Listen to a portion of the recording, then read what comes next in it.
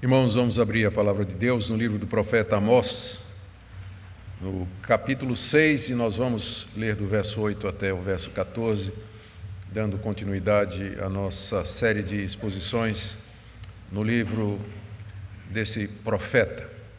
Amós, capítulo 6, do verso 8 até o verso 14. Assim diz o Senhor. Jurou o Senhor Deus por si mesmo, o Senhor, Deus dos exércitos, e disse: abomino a soberba de Jacó e odeio os seus castelos, e abandonarei a cidade e tudo que nela há. Se numa casa ficarem 10 homens, também esses morrerão. Se, porém, um parente chegado, o qual os há de queimar, toma os cadáveres para os levar fora da casa e diz ao que estiver no seu mais interior: haverá outro contigo? E este responder: não, não há. Então lhe dirá: cala-te, não menciones o nome do Senhor. Pois eis que o Senhor ordena, e será destroçada em ruínas a casa grande e a pequena feita em pedaços. Poderão correr cavalos na rocha e lavrá-la com bois? No entanto, haveis tornado o juiz em veneno e o fruto da justiça em alosna.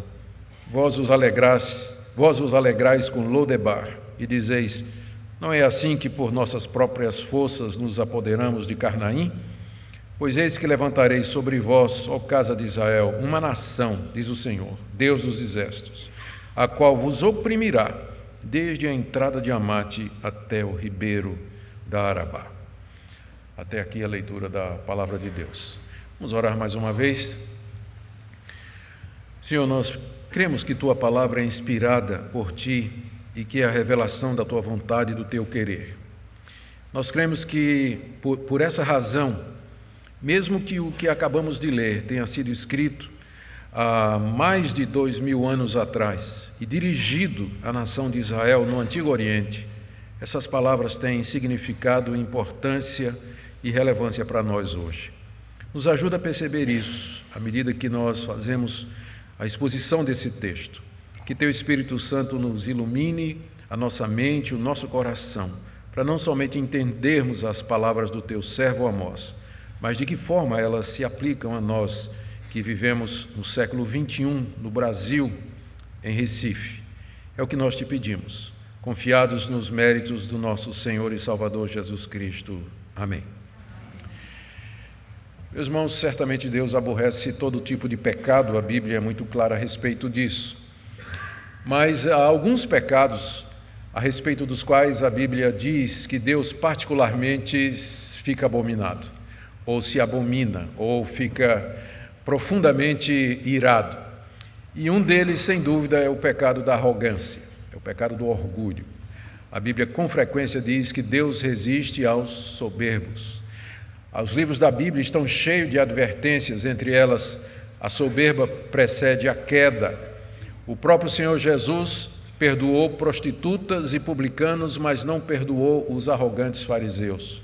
Então, há alguma coisa no pecado do orgulho que particularmente provoca a ira de Deus. E, sem dúvida nenhuma, a razão é que a arrogância nada mais é do que a tentativa de criaturas viverem sem o Criador. À medida que a proporção em que nós, como criaturas, confiamos em nós mesmos, confiamos nos nossos recursos, vivemos como se Deus não existisse, depositamos o nosso futuro e a nossa esperança nas coisas dessa vida, nós estamos sendo arrogantes, porque nós pensamos que somos Deus, pensamos que temos o controle das coisas, pensamos que podemos resolver os nossos problemas, pensamos que não precisamos de Deus. Talvez seja por isso que o orgulho e a soberba sejam um dos pecados que, biblicamente falando, mais afrontam a Deus e mais provocam a sua reação. No texto que nós acabamos de ler, o profeta Amós se dirige à nação de Israel e profetiza a queda dela e o juízo de Deus contra ela exatamente por conta desse pecado. Há outros pecados que vêm sendo denunciados no livro do profeta Amós e que eram cometidos pela pela nação de Israel. Na mensagem anterior, nós vimos como o profeta denuncia a insensibilidade dos ricos, dos nobres e poderosos da nação de Israel, que se banqueteavam, que gastavam, viviam de maneira luxuosa, enquanto que os pobres da terra eram oprimidos, passavam por desgraça financeira e muitas vezes não tinham de que sobreviver. Eles não se importavam com a ruína de José. Esse é o tema do oráculo de Amós, da última vez que nós fizemos a exposição aqui. E outros pecados vêm sendo denunciados. O livro também, Amós, se dirige contra o culto que era prestado a Deus na nação de Israel, que era um culto sincrético, era misturado com adoração a bezerros de ouro, com sacerdotes que não eram aqueles da tribo de Levi, como Deus havia indicado, em 3 santuários que não eram aquele santuário que Deus disse que seria lá em Jerusalém. Ou seja, todos esses pecados vêm sendo denunciados pelo profeta Amós, que foi mandado à nação de Israel exatamente para fazer isso. Mas aqui em particular, eu creio, ele chega no cerne da questão, até porque esse é o último oráculo dele. A partir daqui, o que nós vamos ver no livro de Amós são as visões que Amós teve a respeito do futuro da nação de Israel. Talvez porque esse oráculo aqui, essa profecia fecha a primeira parte, grande parte do livro de Amós, é que, por último, então, o profeta se dirige àquele pecado que Deus diz com clareza que ele abomina e que ele rejeita. Essa passagem aqui, ela tem 4 divisões. Na primeira parte, nós vemos Deus fazendo um juramento de que ele vai castigar o povo de tão indignado que ele está, que é o verso 8. Depois do verso 9 até o verso 11, Amós descreve os efeitos da devastação que a invasão estrangeira haveria de fazer na nação de Israel por conta do castigo de Deus. Depois do verso 12 até o verso 13, o profeta, usando de ironia, emprega 2 metáforas do campo para falar sobre a incoerência da nação de Israel. Da mesma forma que cavalos não podem correr em rochedos, você não pode transformar aquilo que é justo no que é injusto, mas foi exatamente o que a nação de Israel fez. E a última parte é no verso 14, quando, com muita clareza, Amós declara qual será o castigo que Deus dará àquela nação orgulhosa, que é serem levados em cativeiro, serão oprimidos em toda a sua extensão. Esse é o último versículo do capítulo 6. Meu alvo, então, nessa noite é expor essa profecia e, em seguida, fazer algumas aplicações para o nosso coração. Queira Deus usar a sua palavra para nos corrigir, abençoar, encorajar, animar e instruir. Então, em primeiro lugar, o juramento que Deus fez diante da soberba de Jacó, que está aí no verso 8, jurou o Senhor Deus por si mesmo, o Senhor Deus dos exércitos, e disse: abomino a soberba de Jacó e odeio os seus castelos, e abandonarei a cidade e tudo o que nela há. Nesse versículo nós temos alguns pontos importantes. O primeiro deles, como nós já dissemos, é a reação de Deus com relação ao orgulho, a soberba de Jacó. Está bem no meio do verso 8. Nessa frase, abomino a soberba de Jacó e odeio os seus castelos, seguindo o paralelismo hebraico, abomino é equivalente a odiar e a soberba é equivalente aos castelos.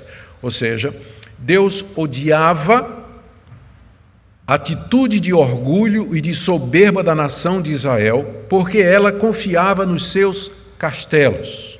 Em vez de confiar em Deus, os israelitas confiavam nas suas fortificações militares e nos recursos financeiros que eles tinham, porque era para isso que os castelos funcionavam naquela época. Não era só para a morada dos ricos, mas eram como fortificações militares e como banco, onde se guardava o dinheiro e as riquezas. A confiança de Israel estava nos seus castelos. Os castelos eram uma expressão externa do orgulho e da arrogância da nação. Por isso Deus diz: aborreço a soberba de Jacó e odeio os seus castelos, que são a expressão disso, da soberba e da arrogância do seu coração.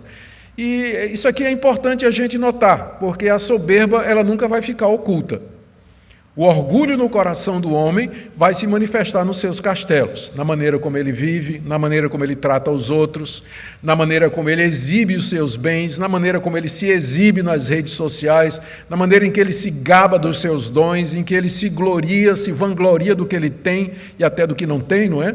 Então, a soberba do coração, ela sempre vai encontrar uma expressão externa. Deus odeia tanto o orgulho como os castelos, ou seja, tanto o pecado interior da soberba, como a expressão externa, que no caso de Israel, era exatamente as grandes construções fortificadas que foram feitas pelo rei Jeroboão II e nas quais os israelitas confiavam, dizendo: nunca seremos invadidos, nunca seremos destruídos, nenhum mal vai nos acontecer, nossos castelos estão cheios de dinheiro, nós temos aqui provisão e proteção para passar o resto da nossa vida. O que Deus sentia com relação a isso era abominar e odiar.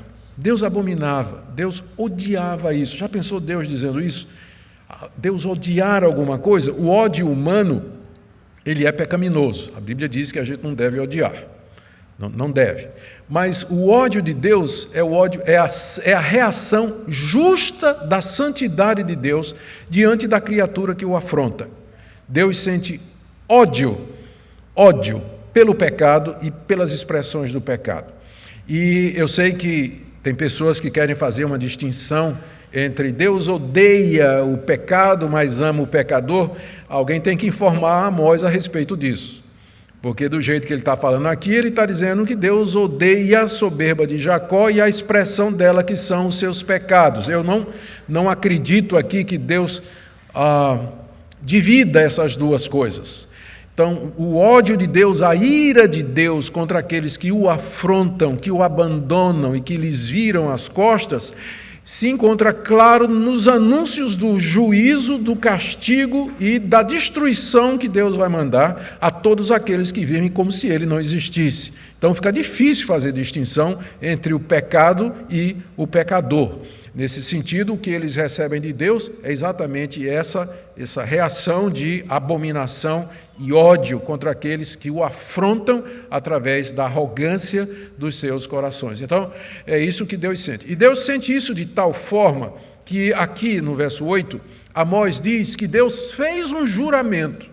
E o juramento é no final do verso 8, que Deus vai abandonar a cidade e tudo que nela há. Deus fazer um juramento. As pessoas são erradamente instruídas de que jurar é pecado. A Bíblia nunca diz que jurar é pecado. O que a Bíblia diz é que é pecado jurar em falso. É pecado você jurar tomando o nome de Deus em vão. E que nesses casos é sempre melhor que sua palavra seja sim, sim e não, não. Mas alguns juramentos são lícitos e são válidos. Inclusive, no manual de culto da Igreja Presbiteriana do Brasil, juramentos e votos fazem parte, inclusive, do culto. Você fez um juramento quando você casou ou não? Eu serei fiel até a morte, querido. Querida, eu vou te amar, mesmo quando você fique velhinha, né? Já não seja tão bonitinha, eu vou continuar amando. Você não jurou isso? Quando você se tornou membro da igreja, você não prometeu diante de Deus que você iria obedecer às autoridades constituídas? Você não prometeu, você não declarou diante de Deus e do seu povo que você recebia a Bíblia como sendo a palavra de Deus, que acreditava no tudo que a Bíblia diz de capa a capa? Você não disse isso? Aquilo é um juramento solene. O que a Bíblia proíbe é o juramento falso, é você fazer aquele tipo de declaração pública e solene e no seu coração você não acreditar em nada disso. Ou então você quebrar esses votos logo em seguida. Por isso até que a Bíblia diz, cuidado com o que você vai prometer, cuidado com o que você vai jurar. Aqui você encontra Deus fazendo um juramento. Quando a gente vai fazer um juramento, a gente jura por alguma coisa maior do que nós, não é? E com frequência, quando o crente faz uma promessa, um voto, ele faz isso por Deus. Em nome do Senhor Jesus, pelo Deus Criador dos céus e da terra. Mas e se Deus for fazer um juramento? Por quem ele vai fazer? Porque não tem ninguém maior do que ele. Então, por isso que não somente aqui no livro de Amós, pelo menos 4 vezes a gente encontra Deus jurando aqui no livro de Amós, mas em toda a Bíblia, quando Deus faz um juramento, ele faz sempre por si mesmo, porque ele não tem ninguém maior por quem jurar. Jurar é você empenhar a sua palavra de que aquilo que você está dizendo, de fato vai acontecer, de fato é verdade, incontestável. E Deus achou necessário fazer um juramento aqui. O ponto é esse: eu odeio tanto o orgulho do meu povo, que eu juro que eu vou castigá-lo. Em linguagem popular, é isso que Deus está dizendo aqui. Eu juro por mim mesmo que eu vou castigá-lo. E é interessante que quando Amós diz que Deus jurou aqui, por si mesmo, ele acrescenta dois títulos de Deus, um nome e um adjetivo de Deus, que destacam bem a situação. Veja só, jurou o Senhor Deus por si mesmo.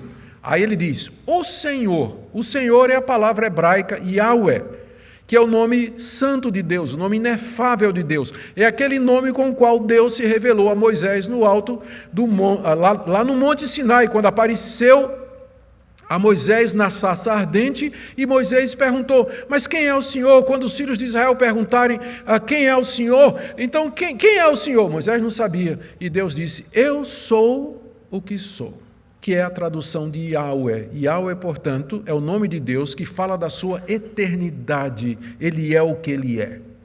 E é o nome que aparece aqui, Yahweh jurou, aquele que é o mesmo, aquele que é eterno. E aí acrescenta, ele que é o Deus dos exércitos, que tanto pode significar o exército dos anjos, como os exércitos celestes, sol, lua, estrela, todo o universo. Ele é o criador de tudo que existe.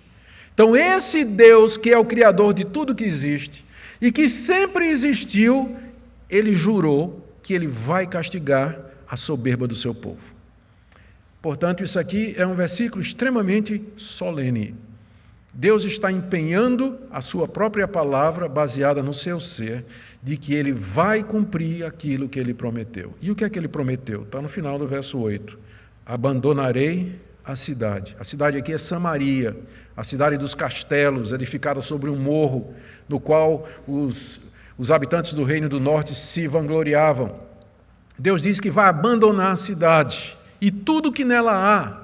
As pessoas, os animais, as posses, os castelos, as fortificações, os bens, Deus vai entregar, abandonar. Abandonar aqui é a mesma palavra que você vê lá no início de Amós, capítulo 1, quando o profeta Amós denuncia os pecados, primeiro dos filisteus, no verso 6, por 3 transgressões de Gaza e por 4, não sustarei o castigo, porque levaram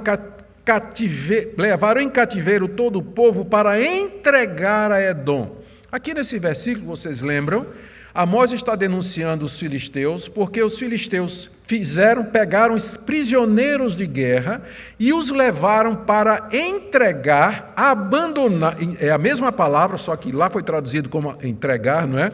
Foi traduzido como abandonar, mas é a mesma palavra para entregar alguém como escravo, que aparece de novo no verso 9, que é o pecado de Tiro, dos fenícios. Diz o Senhor, por 3 transgressões de Tiro e por 4 não sustarei o castigo, porque entregaram todos os cativos a Edom e não se lembraram da aliança de irmãos. Entregar um povo significava vendê-lo como escravo a outro povo. É isso que está dizendo aqui, quando Deus diz, meu ódio é tão grande contra a soberba do meu povo, que eu juro que eu vou vendê-los ou vou entregá-los como escravos a uma outra nação. Não somente eles, mas tudo que está na cidade. Já pensou? Deus chega a esse ponto de dizer, eu vou tomar os meus filhos e eu vou vendê-los como escravos a um povo. Daí você vê a indignação de Deus, como Deus estava irado e indignado com o seu povo por conta da soberba e da arrogância. Por isso que nós dissemos no início, se há um pecado que provoca a Deus, de fato é a nossa arrogância, é a nossa altivez de espírito, a dureza do nosso coração, querermos ser suficientes e independentes de Deus. O resultado é, Deus diz, eu juro que vou entregar o meu povo aos seus inimigos. E talvez quando Amós disse isso, os israelitas deram uma risadinha, porque até aquele dia eles nunca tinham sido conquistados por ninguém. Israel tinha resistido a todas as tentativas de invasões por povos inimigos até aquele momento. Como eu disse, Samaria era situada estrategicamente. O rei Jeroboão II, que era o rei dessa época, era um hábil estrategista militar. Ele tinha feito, inclusive, conquistas, alargado os territórios de Israel. Então, a ideia de serem invadidos ou vencidos por uma nação estrangeira não passava na cabeça dos judeus. Portanto, vocês podem imaginar a reação do povo quando Amós chega e diz: olha, o Deus em que vocês dizem crer e confiar, ele me mandou dizer a vocês o seguinte: eu odeio tanto a arrogância de vocês que eu vou entregar vocês como escravos, não só vocês, mas tudo que vocês têm aqui e tudo isso em que vocês confiam. Eu imagino a risada, né? E o desdém e o fazer pouco do povo diante dessas palavras. Mas assim era o trabalho do profeta, não é? A verdade é que 60 anos depois, Sargão II, rei da Síria, invadiu o reino do norte, tomou Samaria, levou o povo em cativeiro. O rei Joaquim foi o primeiro que foi levado como cativo, acabou com a cidade e trouxe um povo para morar naquele mesmo lugar, naquele território que era antes o território da nação de Israel. Então esse aqui é o nosso primeiro ponto. Vamos para o segundo. Aqui do verso 9 até o verso 11, Amós dá uma descrição dos efeitos da invasão que Deus disse, ou do abandono que Deus disse que faria do seu povo a uma nação inimiga. Eu vou ler do verso 9 a 11 mais uma vez. Se numa casa ficarem 10 homens, também esses morrerão.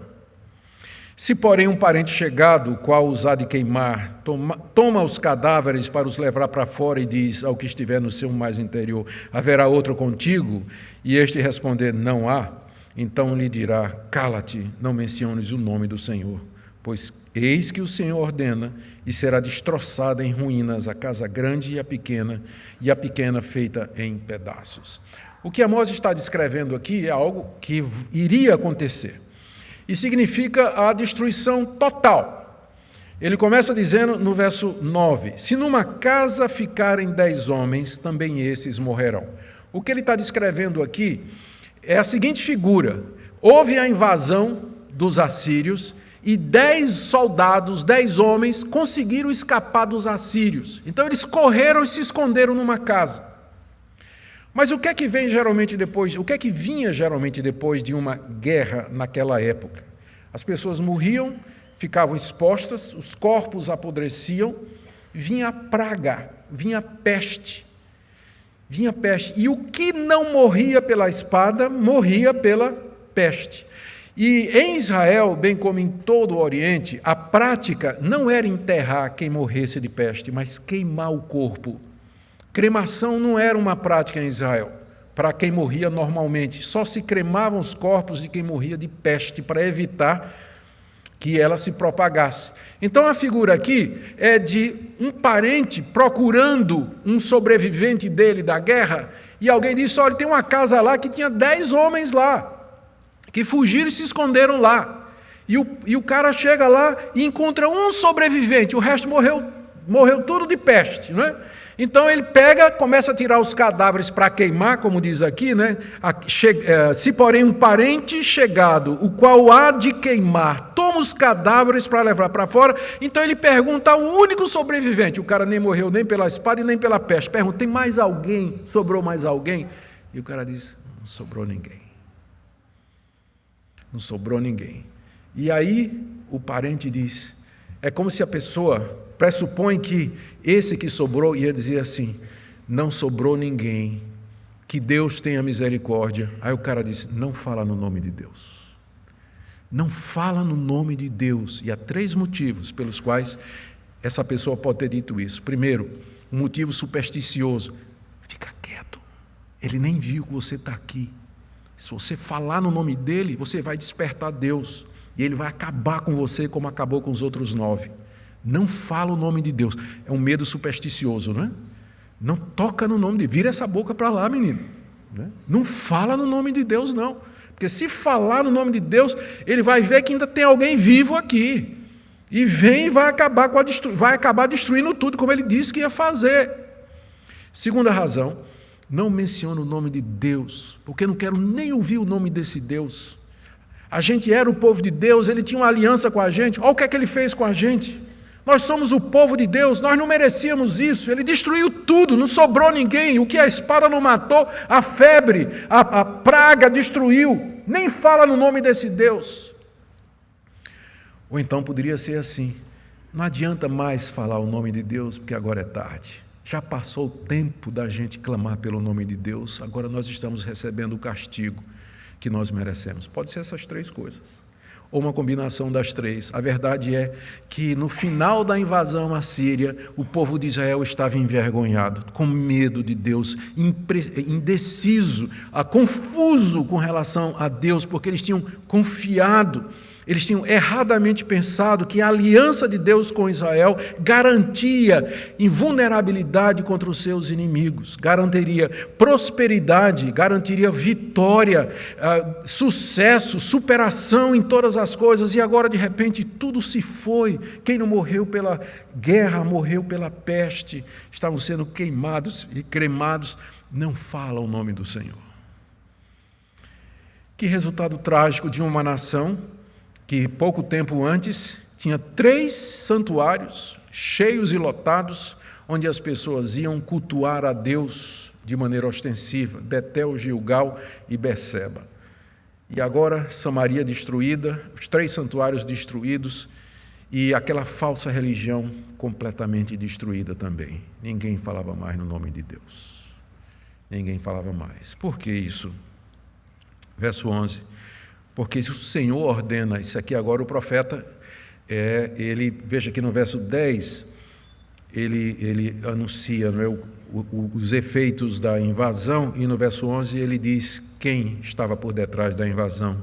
Porque eis que o Senhor ordena. Foi Deus que deu a ordem para Sargão II, que nem conhecia Deus e nem acreditava em Deus, mas Deus não precisa da fé dos homens para agir. Quando as pessoas disserem para você: Deus tem fé em você, você está diante de um falso profeta, tá? Deus tem fé em você. Isso nunca está na Bíblia. Deus ordena, e Sargão II, que era um idólatra, obedece, porque ele é Deus. Deus levantou Sargão II, deu uma ordem, diz: vai contra a nação de Israel e destrói tudo lá. Eis que o Senhor ordena: e será destroçada em ruínas a casa grande, o castelo no qual os israelitas confiavam e do qual se orgulhavam, e até a pequena, que será feita em pedaços. Era Deus que estava por detrás de tudo isso. O israelita sabia, por isso que ele disse: não fala o nome do Senhor, porque foi Deus que ordenou esse mal contra nós. Essa visão que nós temos no Antigo Testamento, claramente a respeito de Deus como sendo um Deus zeloso do seu nome, zeloso da sua glória, do seu culto e do seu povo, às vezes é rejeitada pelos evangélicos, pensando que no Novo Testamento essa perspectiva é substituída por um Deus que aceita tudo, amoroso, vem como estás e continua como estás, e não exige mudança, não disciplina, não corrige, o que é uma visão errada. Na verdade, a história da igreja nos mostra que, né, isso é uma tentação, né, para muitos, separar o Deus do Antigo Testamento do Deus do Novo. O primeiro que fez isso foi um tal de Marcião, nos primeiros séculos da igreja cristã, quando ele veio com a ideia de que o Deus do Antigo Testamento era um demiurgo, mau, perverso, cruel, enquanto que o Deus de Jesus Cristo era um Deus de amor, de misericórdia e de compaixão. E que, portanto, nós devíamos rejeitar todo o Antigo Testamento e ficar com aquelas partes do Novo Testamento que falam do amor de Deus. Então, ele foi o primeiro a propor um cânon, uma Bíblia onde ele cortou o Antigo Testamento e todos os livros do Novo onde falava da ira de Deus ou do castigo de Deus, e ficou só com João 3,16, mentira, né? Não é bem isso não, mas ficou só com João 3,16 na Bíblia dele, ou tudo aquilo que fosse parecido com João 3,16. Não há incompatibilidade entre o Deus de Amós e o Deus do Senhor Jesus Cristo. Ninguém falou mais de inferno no Novo Testamento do que Jesus Cristo. Quem contou a parábola do rico e Lázaro? Quem é que diz que no dia do juízo haveria mais tolerância para Sodoma e Gomorra? Quem foi que disse que lá no inferno o verme não morre e o fogo não se apaga? Quem é que disse que no dia do juízo Deus vai dizer aos que estão à sua esquerda: apartai-vos de mim, malditos, para o fogo eterno preparado por o diabo e seus anjos? Então não se iluda, pensando que no Novo Testamento é outro Deus, ou que Deus mudou de atitude. Deus é o eterno, Yahweh, Ele é o que é. Ele nunca mudou, Ele nunca vai mudar. Ele sempre vai odiar o orgulho. Sempre Ele vai abominar os castelos, que são expressão interior dessa arrogância. E Ele sempre vai abandonar disciplinarmente o seu povo e castigar o seu povo, porque no Novo Testamento você encontra várias vezes sendo dito: Deus resiste aos soberbos. Não é no Antigo, não, é no Novo. Deus resiste aos soberbos. Então, quando as coisas estiverem dando ruim na sua vida, meu irmão, não fica dizendo assim: isso é coisa do diabo. Isso é o diabo, né? Isso aí é uma maldição hereditária. Olhe de novo, meu irmão. Olhe de novo, às vezes não é o diabo, não. Às vezes é Deus resistindo a você, por conta do orgulho, por conta da altivez e por conta da arrogância. Deus ordena e o juízo vem, e o juízo vem. E agora do verso 12 a 13, a nossa terceira parte da passagem, o profeta Amós, que é bastante irônico, né? A gente já viu isso aqui, ele usa de ironia como um artifício retórico. A ironia bem usada, ela pode ser um instrumento bom na comunicação. Ele usa de ironia aqui, fazendo duas comparações tiradas da roça, né? Porque Amós era um boiadeiro, né? Aliás, era um criador de ovelhas lá do sul de Judá, na sua cidade de Tecoa. E aqui ele diz, então, para demonstrar, ele quer continuar a mostrar o pecado de Israel.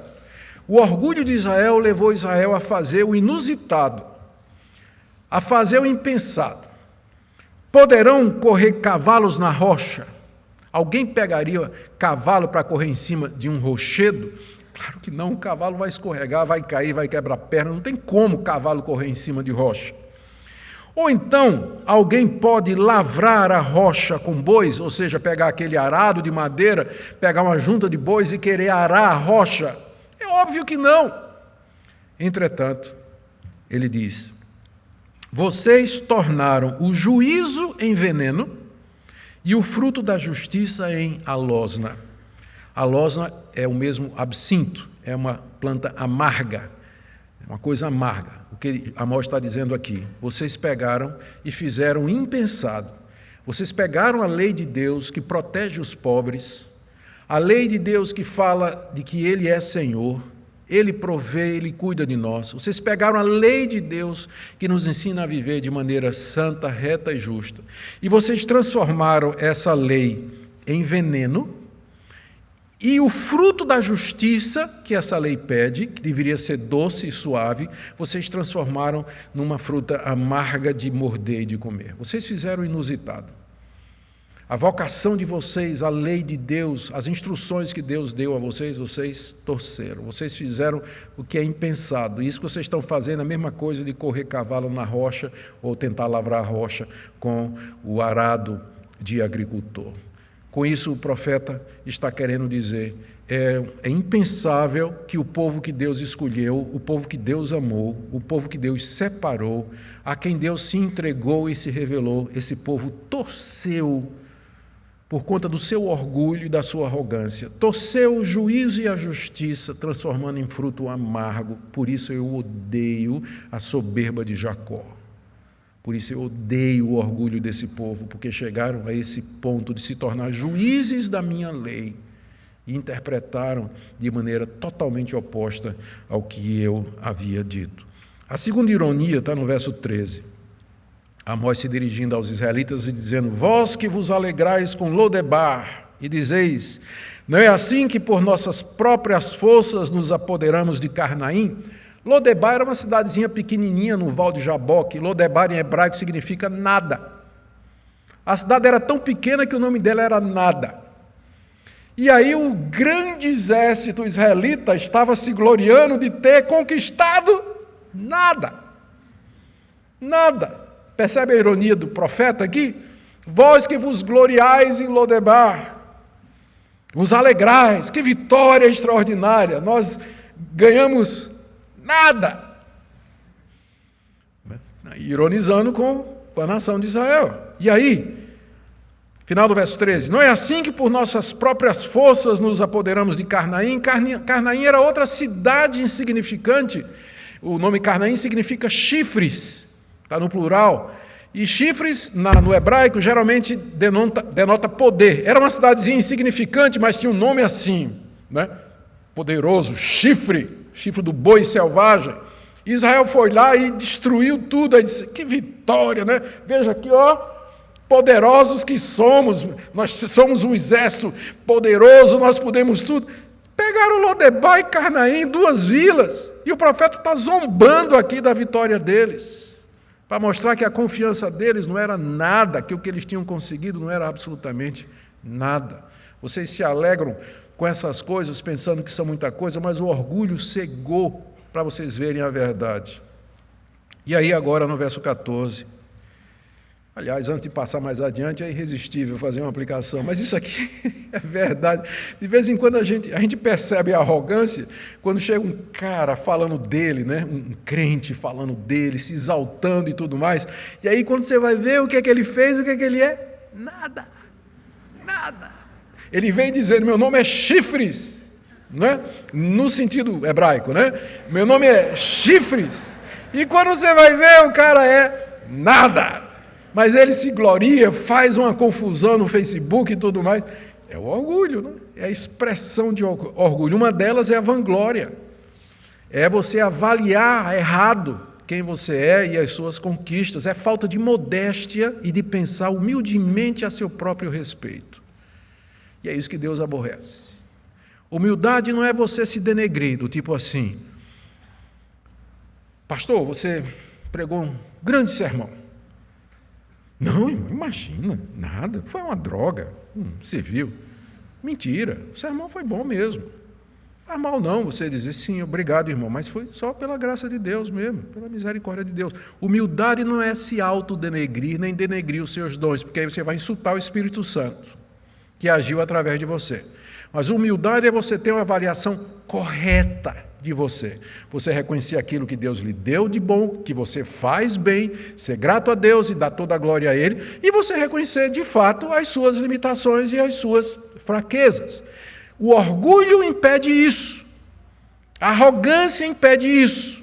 Porque a pessoa que é orgulhosa e arrogante, ela sempre vai ter uma autoavaliação de si mesma que não corresponde à realidade. E para piorar, vem essa tal de doutrina do coaching, que vai ensinar você que você é maravilhoso, filho de serafim, língua de anjos, e né, um monte de coisa e tudo mais, né, para exatamente exacerbar essa tendência que já há no coração da gente.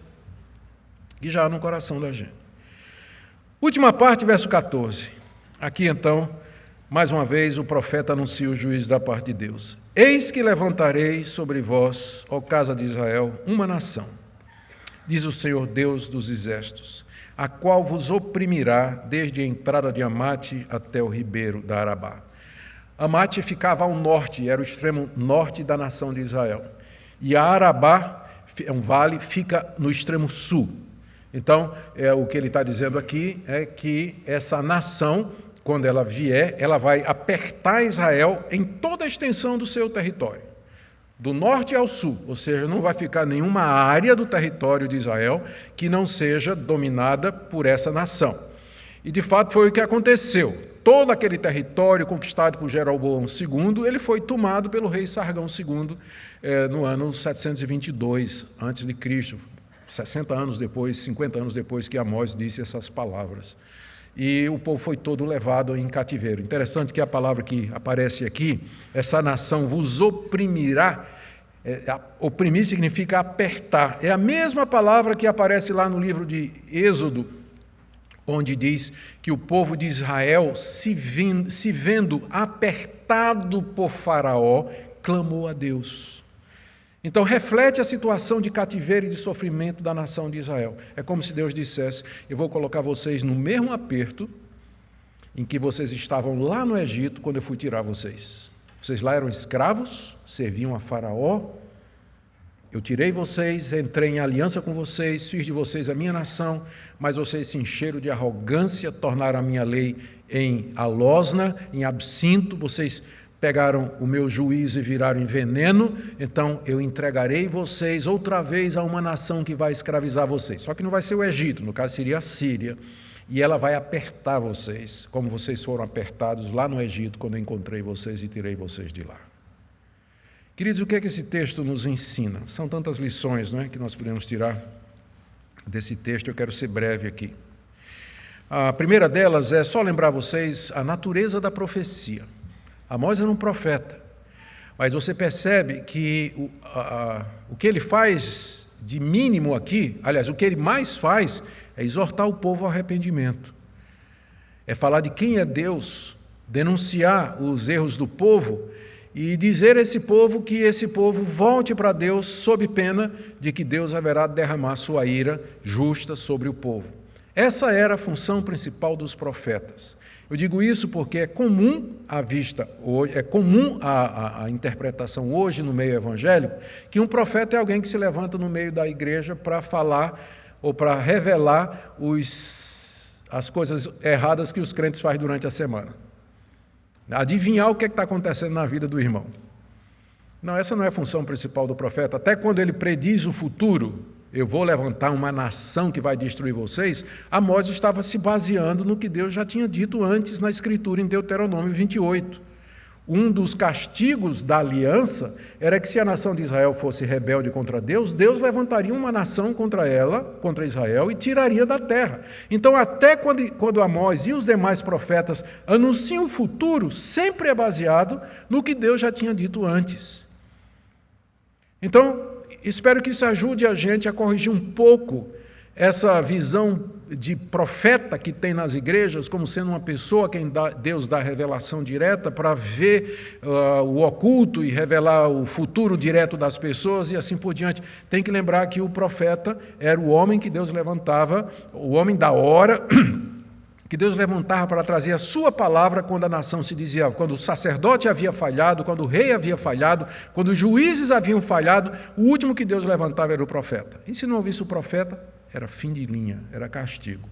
Quando os profetas começavam a aparecer, é sinal de que a última hora estava chegando.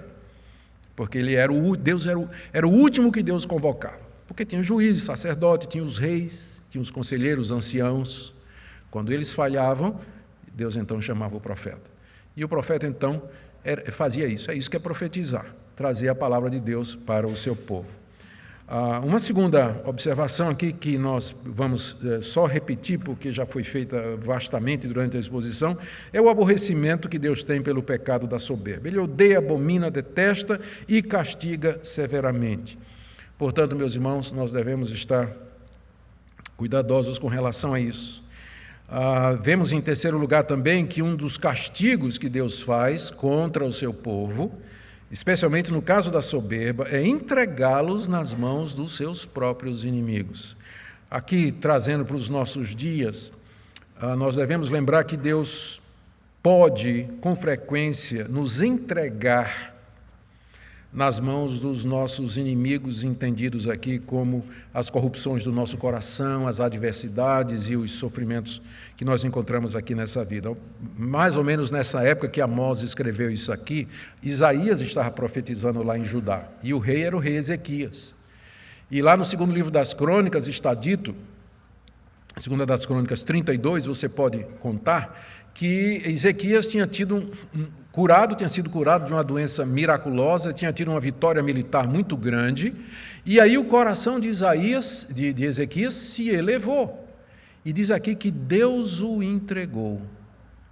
Vieram emissários da Babilônia para conhecer a riqueza de Ezequias, e Deus poderia ter mandado avisar a Ezequias, ou ter dito a Ezequias, cuidado que esse pessoal veio para espionar, que de fato era. Esse pessoal veio para espionar, para depois invadir vocês. Mas diz lá que Deus entregou Ezequias. Por quê? Porque o coração de Ezequias se elevou com a cura que ele recebeu e com a vitória militar que ele teve. Então, Deus, para nos curar do nosso orgulho, Ele nos entrega. Ele simplesmente nos entrega. E não é que Ele nos abandona definitivamente. mas Ele permite que nós sejamos afligidos, acossados, oprimidos, quebrantados, fragilizados, adoentados, enfermados, passar necessidade, porque Ele quer nos curar do pior mal de todos, que é exatamente o orgulho e a soberba do coração. E às vezes são esses períodos de sofrimento que levam o crente realmente a ficar quebradinho, humilde, né? Falando mansinho, quando está saúde, quando está com dinheiro, está tudo bem, fala grosso. O crente fala grosso, né? Empinado assim. Aí Deus sai tirando isso, tirando aquilo, vai quebrando, o cara fala mansinho depois, no final, quebradinho, humilde diante de Deus, não orava, mas ora muito agora ele se apega na Bíblia. Deus entrega, não porque Ele não nos ama, mas exatamente porque Ele nos ama. E aqui vem o meu último ponto. Deus, apesar de ter entregado a nação de Israel, não desfez a aliança com a nação. Porque esse castigo tinha como objetivo purificar a nação da sua soberba, da sua arrogância, que se traduzia naqueles castelos, nos ídolos, nos bezerros de ouro. O alvo de Deus era curar e disciplinar o seu povo. E Ele permaneceu fiel, porque no meio da nação de Israel tinha um remanescente, tinha um povo que temia, tinha um povo que amava a Deus, um povo que tremia com as palavras de Amós.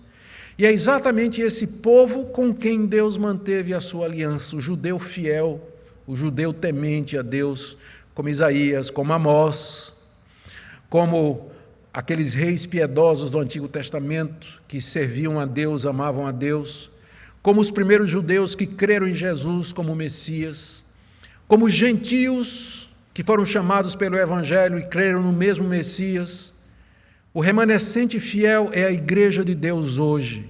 É conosco, nós que cremos em Deus, tememos a Deus e recebemos seu Filho Jesus Cristo como nosso Salvador. Nós somos o remanescente, nós somos a continuação do povo de Deus do Antigo Testamento que temia a Deus e que sofria com tudo isso. Então a aliança de Deus permanece, mas permanece com aqueles que amam o Senhor Jesus e o temem e andam nos seus caminhos. Como está você nessa noite? Essa mensagem tem como objetivo que nós nos examinemos. Deus, como eu disse, Ele aborrece todo tipo de pecado, mas tem um em particular que Ele vai tratar, que é exatamente a arrogância e o orgulho. E Ele vai resistir, e Ele vai tomar as medidas que for necessárias, para que você veja que Ele é Deus, Yahweh, Ele é o Senhor dos exércitos, Ele é o Deus da aliança, que tem todo o poder no céu e na terra, que sua vida, seus bens, sua saúde, suas propriedades, seus caminhos aqui nesse mundo dependem dEle e não de você. O que é que Deus pede de nós, senão que nós andemos humildemente diante dEle, que nós dependamos dEle e digamos, dá-me o pão nosso de cada dia, perdoa as minhas dívidas, não me deixa cair em tentação, como nós ouvimos o nosso pastor pregar recentemente. É isso que Deus quer de nós. Total dependência dEle aqui nesse mundo. Que Deus use essa palavra no meu coração e no seu. Porque se andarmos humildemente dEle, Deus não despreza o coração contrito e Ele não rejeita o quebrantado. Ele acolhe o humilhado e o arrependido, levanta do pó e o exalta, mas Ele derruba o arrogante. Quem se exalta será humilhado. Que Deus nos dê a graça de nos humilharmos para que Ele, no tempo certo, nos exalte. Oremos. Ó Deus, tenha misericórdia de nós. Te agradecemos pelo Teu Filho Jesus, que se humilhou, não foi soberbo nem arrogante, não teve como usurpação ser igual a Deus, mas esvaziou-se a si mesmo, para fazer a Tua vontade e para que nós pudéssemos ser perdoados e fazermos parte do Teu povo. Livra-nos da soberba, livra-nos da arrogância, nos ajuda a viver mansamente diante de Ti e dos outros, sem arrogância, sem vanglória, alegres pelo que o Senhor faz através de nós e carentes e súplices naquilo que dependemos totalmente do Senhor. Abençoe essa querida igreja. de que ela seja um exemplo de humildade e de mansidão. Todos os seus membros e visitantes. É o que nós pedimos no nome de Jesus. Amém.